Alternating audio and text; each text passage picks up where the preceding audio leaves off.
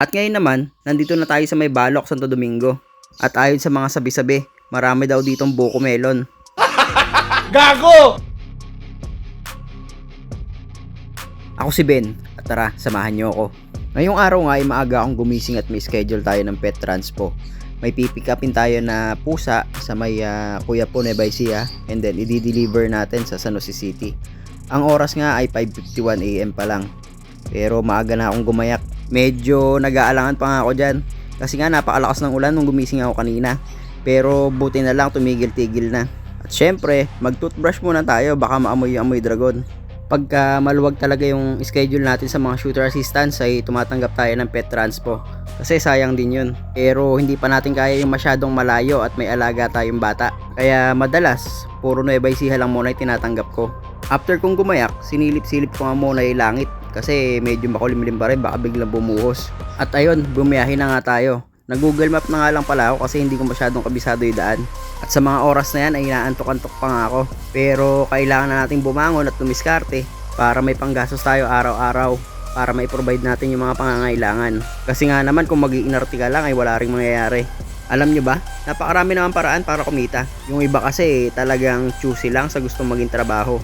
Okay lang minsan kahit marumi kang tignan. Basta yung kinikita mo galing sa malinis na paraan. Sabi nga sa kasabihan, dirty hands, clean money. Na kung iisipin mo ay totoo naman. At syempre, nadaanan na natin ang Central Luzon State University. At ngayon naman, nandito na tayo sa may Balok, Santo Domingo. At ayon sa mga sabi-sabi, marami daw ditong buko melon. Gago! After nating baybayin ang Gimba Nueva Ecija, finally, nandito na tayo sa Quiapo. Dito nga pala ang meet-up place namin ni ma'am. Sabi niya, magkita na lang daw kami sa may tapat ng Villarica. At finally, nandito na si ma'am. Persian nga pala yung pusa na yan. Ali 3 months old.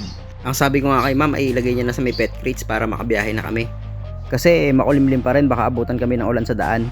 At ayun nga, ang cute ng pusa, diba?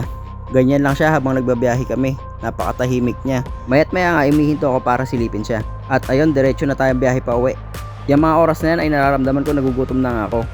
Kaso tinatawag na rin ako ng kalikasan. Kaya kailangan ko humanap ng CR. At nadaanan ko nga itong Fuel Star gas station. At dito na ako huminto para magbawas. Kasi talagang hindi ko na kaya. Hindi na aabot pa uwi. Gago! Shoutout nga pala sa Fuel Star. Malinis ang comfort room nyo. At nakapagbawas ako ng maayos. Ito nga pala yan sa may Gimba Nueva Ecija.